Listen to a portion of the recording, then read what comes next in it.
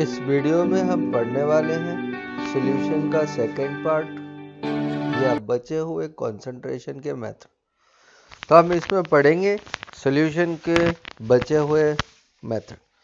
तो हमने last class में पीपीएम पढ़ा था, वेट परसेंटेज पढ़ा था, वॉल्यूम परसेंटेज पढ़ा था और वेट वॉल्यूम परसेंटेज पढ़ा था, मीन्स 4। अब हम पढ़ते हैं मोलैरिटी। मोलैरिटी क्या होती है कि अगर हम 1 लीटर सॉल्यूशन लें, 1 लीटर सॉल्यूशन में सॉल्यूट के जितने मोल्स प्रेजेंट होंगे, सॉल्यूट के जितने मोल्स प्रेजेंट होंगे हम उसको मोलैरिटी कहते हैं। तो हमने क्या किया मोलैरिटी निकालने के लिए कि एन बी सॉल्यूट के मोल्स को तो ऊपर रख दिया और नीचे वॉल्यूम को लीटर में रख लिया, ठीक है ना।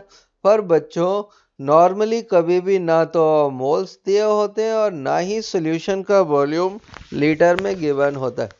जब ये दोनों ही नहीं होते तो फिर हम क्या करेंगे, हमने एनबी की वैल्यू को यहाँ पर पुट कर दिया। एनबी की वैल्यू होती है WB/MB, मतलब सॉल्यूट का वेट और सॉल्यूट का मोलर मास, और वॉल्यूम को ml से लीटर में कन्वर्ट करने के लिए हमने 1000 से डिवाइड कर दिया। तो जब 1000 VML यहाँ आ जाएगा और 1000 नीचे, तो जब हम उसको ऊपर ले जाएंगे तो हमारा ये फॉर्मूला बन जाएगा। बच्चों मैं मोस्टली ज़्यादातर मोलैरिटी के क्वेश्चंस में इसी फॉर्मूले का यूज करता हूँ क्योंकि इससे सिंगल स्टेप में ही न्यूमेरिकल हो जाता है। जबकि इस वाले फॉर्मूले से पहले हमको मोल निकालने पड़ते हैं, फिर वॉल्यूम को लीटर में कन्वर्ट करना पड़ता है, और फिर जब हम इस फॉर्मूले में रखते हैं तो न्यूमेरिकल में एक मल्टी स्टेप्स हो जाते हैं और हमको लगता है काफ़ी बड़ा न्यूमेरिकल है। अब कभी कभी मोलैरिटी के क्वेश्चन में सॉल्यूशन का वॉल्यूम गिवन नहीं होता। अगर सॉल्यूशन का वॉल्यूम गिवन नहीं होगा तो फिर हम मोलैरिटी कैसे निकालेंगे। तो वॉल्यूम बराबर होता है mass of solution divided by density. तो हमने इस VML की जगह mass of solution oblique density रख दिया। तो जब डेंसिटी ऊपर जाएगी तो मल्टीप्लिकेशन में आ जाएगी। तो इस फॉर्मूले को हम तब यूज करेंगे जब हमें वॉल्यूम नहीं गिवन हो। पर ये वाला फॉर्मूला मोस्टली अब हम कब यूज करते हैं, जब परसेंटेज में दिया हो। तो जैसे उसने हमें दिया 10% ग्लूकोज, तो 10% ग्लूकोज का मतलब होगा मास ऑफ सोल्यूशन 100 ग्राम है। तो बच्चों अगर हम मास ऑफ सोल्यूशन की जगह 100 रख दें तो 100 से 1000 को जब हम डिवाइड करेंगे तो 10 आ जाएगा। तो इससे ज़्यादा बेटर फॉर्मूला ये काम करता है, बस आपको इतना याद रखना है। इस फॉर्मूले का यूज हम तब करेंगे जब मास परसेंटेज दिया हो, ठीक है ना। अगर परसेंटेज दिया हो तो हम मोलैरिटी को इस फॉर्मूले से निकालेंगे। अब आए हम इस फॉर्मूले की तरफ, M1B1 इक्वल टू M2B2। इस फॉर्मूले को हम तब यूज करते हैं जब वो क्वेश्चन में पानी मिलाए या फिर क्वेश्चन में डाइल्यूट करने को कहे। वो कहे हमारे पास 1 ml सोल्यूशन था और हमने उसको 1000 ml तक डाइल्यूट कर दिया, तो आप समझ जाएं कि आप ये फॉर्मूला। तो हम जब मोलैरिटी निकालेंगे तो मोलैरिटी निकालने के लिए हम ये 3 फॉर्मूले, हमने ये जर्नल फॉर्मूला है और इस फॉर्मूले को हम स्पेसिफिकली तब यूज करेंगे जब वो हमको मास परसेंटेज देगा। मोलैरिटी के इस फॉर्मूले का यूज हम स्पेसिफिकली तब करेंगे जब वो क्वेश्चन में डाइल्यूट करे या वाटर ऐड करे। इस फॉर्मूले का बच्चों हम कब यूज करते हैं, जब एक एसिड और दूसरे बेस को आपस में मिलाएं, ठीक है ना। तो हम एसिड या जो भी ज़्यादा होगा उसको पहले रख देंगे और जो कम क्वांटिटी में होगा उसको बाद में रख देंगे, या हम इसको कभी भी रखें लेकिन माइनस साइन को कंसिडर नहीं करेंगे। मतलब अगर M2B2 का सम बड़ा आ रहा है तो माइनस को नेग्लेक्ट कर देंगे। अब B3 कैसे निकालेंगे, B3 निकालने के लिए हम B1 और B2 को ऐड कर देंगे। इस वाले फॉर्मूले का बच्चों हम यूज कब करेंगे, जब दो एसिड या दो बेस को आपस में मिलाएं। तो सॉल्यूशन की रिजल्टेंट मोलैरिटी निकालने के लिए हम इस फॉर्मूले का यूज करेंगे, और इस फॉर्मूले का यूज तब करेंगे जब एक एसिड एक बेस। हम चलते हैं, मोलैरिटी की यूनिट होती है मोल्स पर लीटर, क्योंकि NB ऊपर है और वॉल्यूम नीचे है तो मोल्स पर लीटर। अगली बात, मोलैरिटी में आप देख सकते हैं हर जगह वॉल्यूम आ रहा है और वॉल्यूम और टेम्परेचर डायरेक्टली प्रोपोर्शनल होते हैं। तो जैसे ही हम टेम्परेचर बढ़ाएंगे वॉल्यूम बढ़ जाएगा और वॉल्यूम बढ़ने से मोलैरिटी कम हो जाएगी। तो मोलैरिटी टेम्परेचर पे डिपेंड करती है और इन्वर्सली प्रोपोर्शनल टू टेम्परेचर होती है कि अगर हम टेम्परेचर बढ़ाएंगे तो मोलैरिटी कम हो जाएगी। इसलिए मोलैरिटी कंसंट्रेशन निकालने की बेटर यूनिट नहीं है। मोलैरिटी इससे बेटर यूनिट होती है क्योंकि मोलैरिटी में टेम्परेचर का कोई भी इफेक्ट नहीं पड़ता है। अब हम करते हैं न्यूमेरिकल।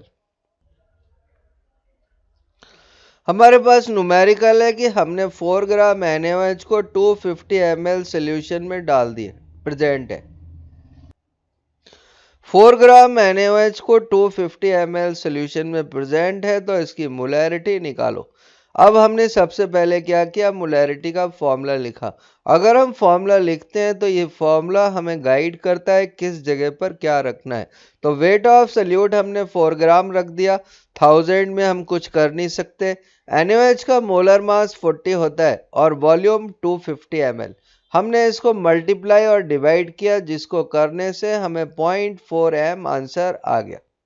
तो इसकी मोलैरिटी 0.4 या फिर 0.4 मोल्स पर लीटर आ गई। अब हम चलते हैं नेक्स्ट क्वेश्चन की तरफ कि H2SO4 की मोलैरिटी निकालो जिसकी डेंसिटी कितनी गिवन है, 1.84 ग्राम पर ml। 1.84 ग्राम पर ml। अब ध्यान से देखना बच्चों, इसकी यूनिट कहती है कि 1.84 ग्राम H2SO4 1 ml सॉल्यूशन में प्रेजेंट है। तो हमें इससे क्या पता लग गया, इसका वॉल्यूम पता लग गया और इसका वेट भी पता लग गया। तो हमने वेट ऑफ सोल्यूट की जगह पर 1.84 रख दिया। 1000 में हम कुछ कर नहीं सकते, एज इट इज रख दिया। वॉल्यूम की जगह पर हमने 1 ml रखा जिसका कोई मतलब नहीं, और H2SO4 का मोलर मास 98 होता है, तो हमने 98 नीचे रख दिया। और इससे जब हमने मल्टीप्लाई किया तो मोलैरिटी 18.7 मोल्स पर लीटर आ गई। ठीक है ना। अब हम चलते हैं थर्ड क्वेश्चन की तरफ। थर्ड क्वेश्चन में वो हमको कहता है कि calculate the molarity of 90% H2SO4, और इस वाले केस में उसने हमें डेंसिटी भी दे रखी। ठीक है ना। अब बच्चों मास परसेंटेज दिया हुआ है, ठीक है ना। इस 98% का मतलब होता है कि 98 ग्राम H2SO4 100 ग्राम सोल्यूशन में प्रेजेंट है। तो हमने वेट ऑफ सोल्यूट की जगह पर 98 फिलअप रख दिया, 1000 की जगह पर 1000 रख दिया। H2SO4 का मोलर मास 98, ठीक है। और सॉल्यूशन का मास, जब वॉल्यूम नहीं गिवन हो तो हम सॉल्यूशन का मास रखेंगे और डेंसिटी ऊपर रख देंगे। हमने सबको मल्टीप्लाई और डिवाइड किया, इससे हमें 18.4 आंसर आ गया। पर मास परसेंटेज अगर दिया हो तो इससे बेटर फॉर्मूला ये है, weight of solute mass percentage के बराबर होता है। तो 98 मोलर मास 98, 1000 को 100 से डिवाइड करने पर हमेशा 10 आता है, तो 10 और डेंसिटी 1.84 रखने पर इस फॉर्मूले से भी हमको मोलैरिटी मिल जाएगी। लेकिन ये फॉर्मूला हम तभी यूज कर सकते हैं जब हमको मास परसेंटेज दिया हुआ हो। एनसीईआरटी में 11th में ऐसे ही काफी क्वेश्चन है, और एक क्वेश्चन है जो है कि अगर हम calculate the molarity of 69% HNO3, 69% HNO3 की मोलैरिटी निकालो और डेंसिटी 1.41 ग्राम पर ml दी हुई है। तो हम 63 को यहाँ रख देंगे, 69 को।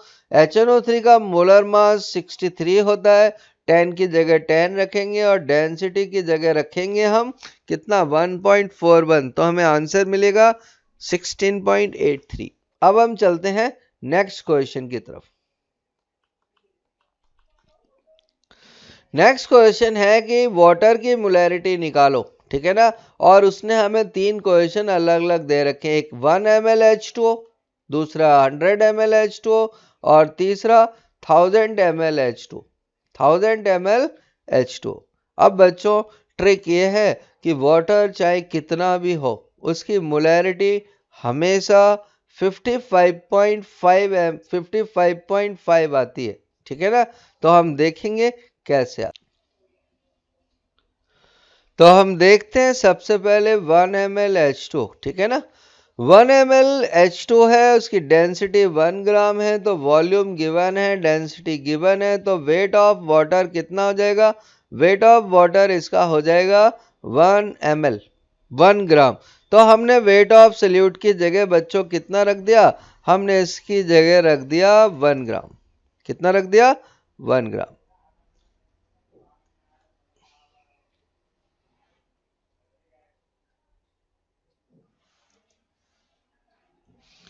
और 1000 की जगह 1000 ही रखा छोड़ दिया।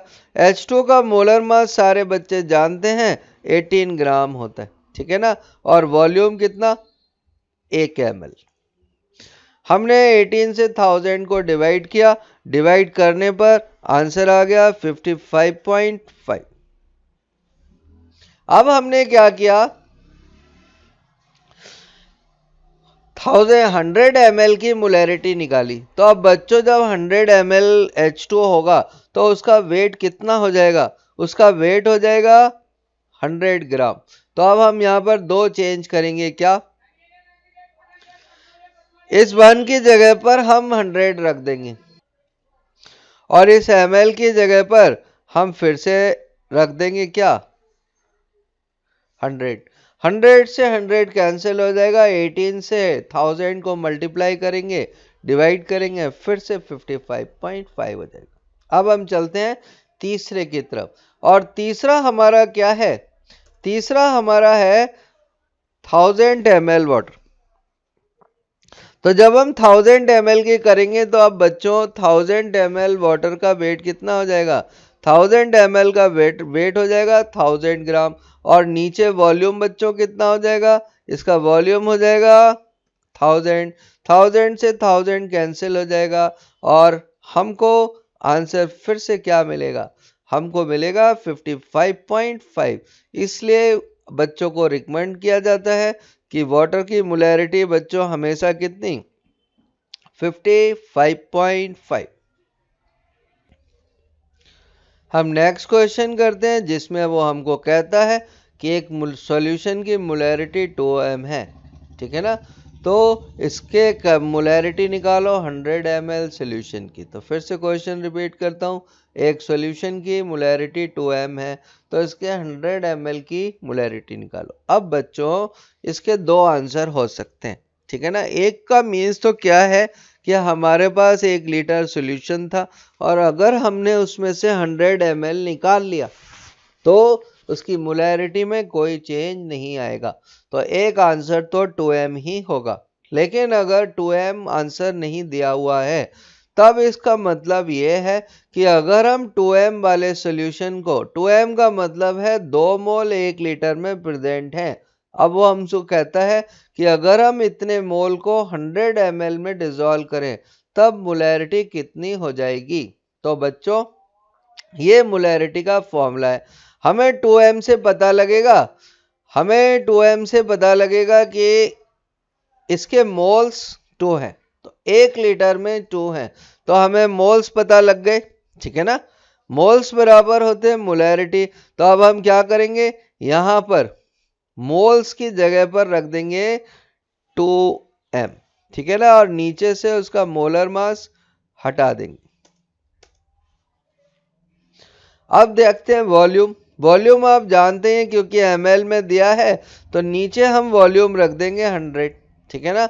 और 100 से जब हम 1000 को डिवाइड करेंगे तो हमें मिलेगा 10 और 2 से मल्टीप्लाई करने पर 2 से मल्टीप्लाई करने पर हमें इसका आंसर मिल जाएगा कितना? 20m, ठीक है ना। ये थोड़ा सा ट्रिकी क्वेश्चन है। हम चलते हैं next. Calculate the molarity of solution if 1m 50 ml solution diluted to 500 ml solution, ठीक है ना। ये NCERT का इंटेक्स क्वेश्चन है। हमें इसकी मोलैरिटी निकालनी है। उसने हमें डाइल्यूट वर्ड दिया और डाइल्यूट वर्ड देखते ही हम पहचान गए कि M1V1 फॉर्मूला लगेगा।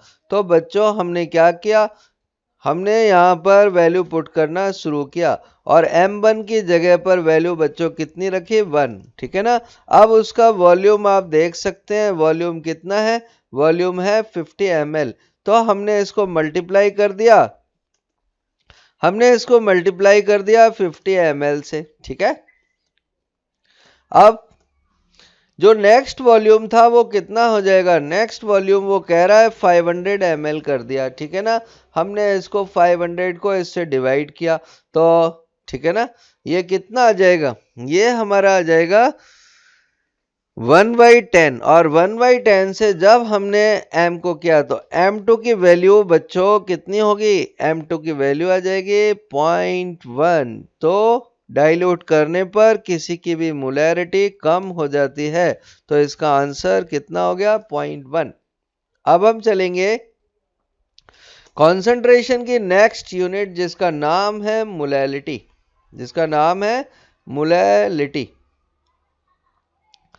मोलैलिटी में और मोलैरिटी में क्या फर्क होता है, ये सबसे बड़ी बात है। और ये है फर्क जिसको हम कहते हैं 1 kg सॉल्वेंट, उसमें 1 लीटर सॉल्यूशन डाल लेते हैं, जबकि मोलैलिटी में सॉल्वेंट लेते हैं। और मोलैलिटी के ज़्यादातर क्वेश्चनों में यही डाउट आता है। तो मोलैलिटी क्या हुई, number of solute moles present in 1 kg solvent. 1 kilo solvent में जितने हम सल्यूट के मोल्स को डिसॉल्व कर दें उसको हम मोलैलिटी कहते हैं, उसको हम क्या कहते हैं, मोलैलिटी कहते हैं। मोलैलिटी टेम्परेचर पर डिपेंड नहीं करती है क्योंकि मास टेम्परेचर पर डिपेंड नहीं करता। यहाँ पर एक इम्पॉर्टेंट बात कि 1 मोलर सॉल्यूशन हमेशा 1 मोलर सॉल्यूशन से ज़्यादा कॉन्सेंट्रेटेड होता है। तो हम देखते हैं मोलैलिटी के फॉर्मूले। मोलैलिटी निकालने के लिए हमने सोल्यूट के मोल्स को ऊपर रख दिया और नीचे वेट ऑफ सॉल्वेंट को केजी में रखा। बच्चों वेट ऑफ सॉल्वेंट को डेफिनेट याद रखें और ज़्यादातर क्वेश्चन इसी की वजह से गलत हो जाते हैं। लेकिन हमें कभी भी मोल्स डायरेक्ट नहीं दिए होते, तो हमने क्या किया, एनबी की जगह पर वेट ऑफ सोल्यूट और मोलर मास रख दिया और केजी में सॉल्वेंट को लाने के लिए ग्राम से 1000 को डिवाइड कर दिया। तो अब हमारा फॉर्मूला आ गया है ये, और मोस्टली हम इसी फॉर्मूले का यूज करते हैं। तो आप याद रखें मोलैलिटी का formula weight of solute into 1000 divided by molar mass of solute into weight of solvent, ठीक है ना। और ये दूसरा रिलेशन है मोलैलिटी और मोलैरिटी के बीच में। अगर उसने हमें मोलैरिटी दे रखी है और मोलैलिटी पूछ रहा है तो हम इस रिलेशन से निकालेंगे। तो बच्चों याद रखें ये फॉर्मूला कब यूज करना है, जब मोलैरिटी दे रखी हो और मोलैलिटी पूछे। इस फॉर्मूले को यूज करने का एक इम्पॉर्टेंट बात यह है कि ये जो NB है ये हमेशा मोलैरिटी के बराबर ही होगी, तो हम देखते हैं मोलैलिटी और मोलैलिटी के क्वेश्चन। हमारा पहला क्वेश्चन है कि 6% यूरिया सॉल्यूशन की मोलैलिटी कैलकुलेट करो। तो मोलैलिटी वर्ड आते ही हमने मोलैलिटी के फॉर्मूले को लिख लिया। ऐसा करने से 12th क्लास के बच्चे को हाफ मार्क्स मिल गया। अब अगर किसी बच्चे ने ये फॉर्मूला लिख लिया है तो उसे दिख जाएगा वेट ऑफ सोल्यूट कितना है। तो 6% से पता लगा यूरिया का वेट 6%। यूरिया का फॉर्मूला होता है NH2CONH2 और उसका मोलर मास एसिटिक एसिड के बराबर 60 होता है। तो हमने एसिटिक एसिड के मोलर मास को यहाँ लिख दिया। अब 6% का मतलब है 6 ग्राम यूरिया 100 ग्राम सॉल्यूशन में प्रेजेंट है। तो बच्चों सॉल्वेंट का वेट निकालने के लिए, किसका वेट निकालने के लिए, सॉल्वेंट का वेट निकालने के लिए हमने सॉल्यूशन के वेट में से सोल्यूट को माइनस कर दिया। तो यहाँ पर 94 आएगा और ये इम्पॉर्टेंट बात है जो हर बच्चे को आनी ही चाहिए। और जब हम इसको डिवाइड करेंगे जब हम इसको डिवाइड करेंगे, मल्टीप्लाई करेंगे तो आंसर मिलेगा 1.26। तो मोलैलिटी के क्वेश्चन को करते समय आप इस बात को हमेशा याद रखें, यहाँ पर सॉल्वेंट का वेट आएगा। नेक्स्ट क्वेश्चन एनसीईआरटी का क्वेश्चन है जो 11th और 12th दोनों की बुकों में है कि 15 ppm क्लोरोफॉर्म की मोलैलिटी निकालो। हमने फटाफट मोलैलिटी का फॉर्मूला लिख लिया और 15 ppm मैंने लास्ट वीडियो क्लास में बताया था। 15 ppm का मतलब होता है 15 ग्राम क्लोरोफॉर्म 10⁻⁶ ग्राम सोल्यूशन में प्रेजेंट होगा। तो हमने सोल्यूट के वेट की जगह 15 रख दिया। क्लोरोफॉर्म का फॉर्मूला CHCl3 होता है जिसका मोलर मास 119.5 होता है और 1000 की जगह पर 1000 रख दिया। अब बच्चों एक प्रॉब्लम आई, सॉल्वेंट का वेट कितना होगा? तो सॉल्वेंट का वेट हम अगर देखें तो हम 10⁻⁶ में से 10⁻⁶ में से 15 को माइनस करेंगे, लेकिन 15 एक बहुत ही छोटी क्वांटिटी है, इसलिए हमने इस क्वेश्चन में 15 को नेग्लेक्ट कर दिया है और इसी से डिवाइड कर दिया। ठीक है ना, इससे मल्टीप्लाई और डिवाइड करने पर हमको अप्रॉक्स 1.25 इंटू 10⁻⁴ आंसर मिल जाएगा। ओके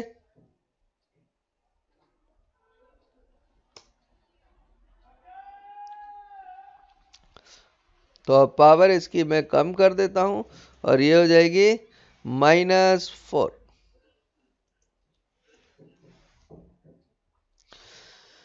अगला क्वेश्चन है calculate the molality of 1m NaNO3। ये नीट में आया हुआ क्वेश्चन है और NaNO3 का मोलर मास गिवन है हमको 85 ग्राम और डेंसिटी भी सॉल्यूशन की गिवन है 1.21 ग्राम पर ml। बच्चों अगर कोई ऐसा क्वेश्चन आता है तो और आपको अगर कुछ नहीं आता तो एक शॉर्ट ट्रिक्स ये है जो मैं आपको बताता हूं। क्या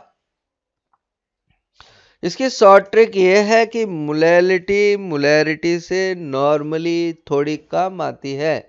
तो मोलैरिटी कितनी है बच्चों? 1m, तो मोलैरिटी की वैल्यू मोलैरिटी से थोड़ी सी कम आएगी। अभी अभी मैंने ऊपर आपको बताया था कि molarity molar solution are more concentrated than 1 molar. तो अब हम इस बात को न्यूमेरिकल की हेल्प से भी निकालते। हमने फॉर्मूला लिया, हमारे पास ये फॉर्मूला है, ठीक है ना, ये कैपिटल M है मोलैलिटी निकालने का। तो हमने यहां पर मोलैरिटी रख दी, M नीचे है, 1000 की जगह 1000 पुट कर दिया और 1.21 उसकी डेंसिटी है, -1 मोलैरिटी के बराबर है। अभी मैंने आपको फॉर्मूले में बताया था, ये फॉर्मूला है कि Nb की वैल्यू मोलैरिटी के बराबर होती है और मोलर मास की जगह पर मैंने रख दिया क्या? इसकी जगह पर मैंने रख दिया है 85 और जब हमने इस सबको सॉल्व किया तो हमें आंसर मिला 0.88 जो मोलैरिटी से थोड़ा सा कम है। अब हम चलते हैं नेक्स्ट क्वेश्चन की तरफ। क्वेश्चन है 3m NaCl सॉल्यूशन की मोलैलिटी कैलकुलेट करो। मतलब हमें NaCl की मोलैरिटी 3m दी हुई है, इसका मोलर मास 58.5 और डेंसिटी 1.25 है। तो बच्चों पहली बात कि इसकी मोलैलिटी थोड़ी सी कम आएगी। तो हमने क्या किया, इस फॉर्मूले को फिर से कॉपी किया, यहां पर पेस्ट कर दिया और आप देख सकते हैं अब मैं इसमें वैल्यू रखना शुरू करता हूं जिससे आप देख सकें कि वैल्यू कैसे पुट करते। हमने मोलैलिटी की जगह पर वैल्यू कितनी रखी? हमने मोलैलिटी की जगह पर वैल्यू रख दी 3m, हमें निकालनी है। डेंसिटी इस क्वेश्चन में गिवन है और डेंसिटी की वैल्यू 1.25 है। 1000 की जगह 1000 रखा जाएगा। Nb की वैल्यू बच्चों मोलैरिटी के बराबर होती है तो कितनी हो जाएगी 3। और NaCl का मोलर मास 58.5 होता है तो हमने यहाँ पर रखा 58.5, ठीक है ना, और नीचे 1000। जब हम इस इक्वेशन को सॉल्व करेंगे, सॉल्व करने पर हमको आंसर मिलेगा 2.79। ये NCERT का 11th क्लास की बुक का आखिरी सॉल्व प्रॉब्लम है जो इम्पोर्टेंट है और किसी भी कॉम्पिटिटिव के एग्जाम में आ सकता है। नेक्स्ट वीडियो में बच्चों हम पढ़ेंगे नॉर्मेलिटी और मोल फ्रैक्शन, मोलैलिटी और मोलैलिटी नहीं, नॉर्मेलिटी और मोल फ्रैक्शन। तब तक के लिए गुड बाय।